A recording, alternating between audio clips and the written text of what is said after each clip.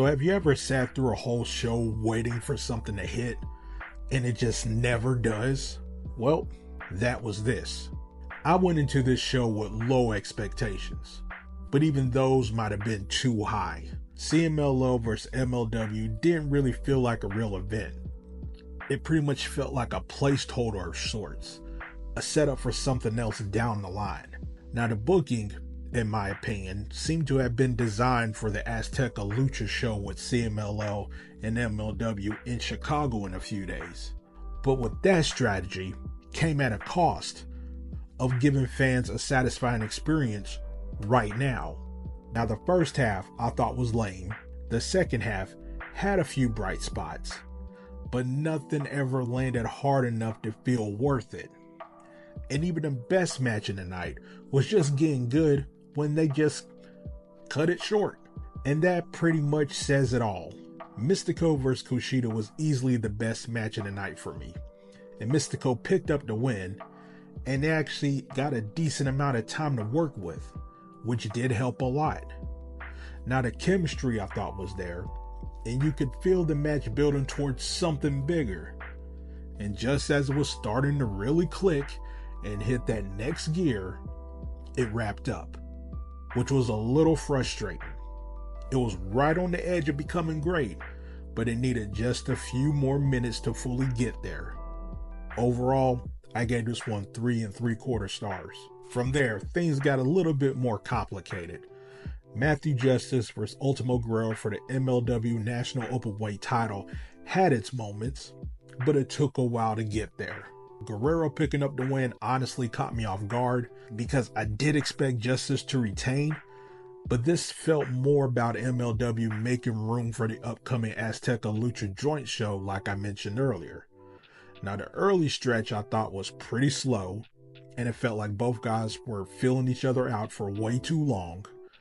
But in time, Guerrero eventually pulled off a wild running crossbody from the walkway to the floor, and later hit a backdrop on Matthew Justice off the guardrail that finally gave the match some type of life. But in the end, I give this one 2.5 stars. And the feeling of surprises continued in the MLW Tag Team title match, with CozyMAX taking on Magnus and Rugido. And Magnus and Rugido did win the tag team titles here, which is something else I didn't see coming. Now I thought Kojima and Okumura were going to keep those belts, but the title change did add some weight in hindsight. Now the match itself, I thought was a steady back and forth, nothing too flashy, but it was a well-paced and structured type of match. I thought both teams got time to build something, and while it didn't hit a peak, it was easily one of the better parts of this show. I gave this one 3 1/4 stars. And then we got a match that honestly exceeded my very low expectations. Paul London versus Neon in a lightning match went to a 10-minute draw, and honestly, I thought this was going to be a dud, but it ended up being not bad. Now the opening stretch dragged a little, but once London hit a vertical suplex on the walkway, that's where things started to get interesting here.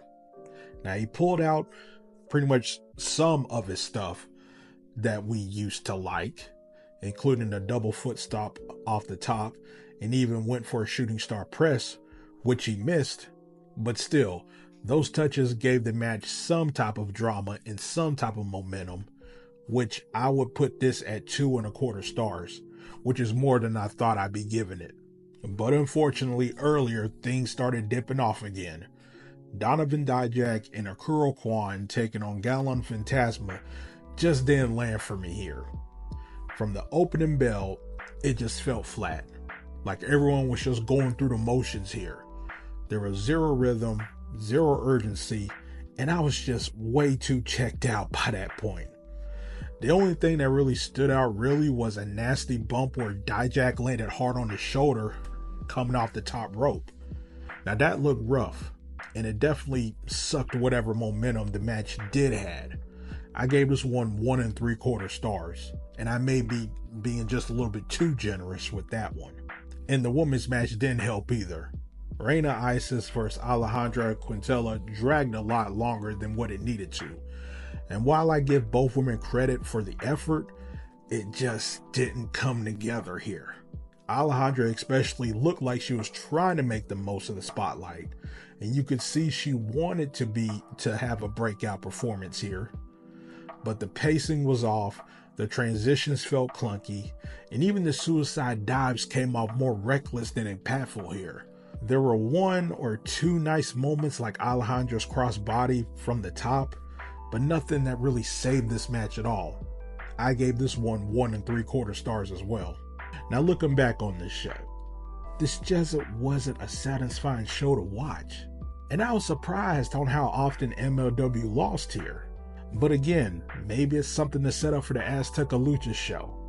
I don't know. But if that's the case, the problem is, the Future Focus left this specific show feeling empty for me. The first half was skippable, and the second half did improve a bit, but it didn't save anything. So there's really not much here I can tell people to go out their way and see. Overall, this is a 6.5 out of 10.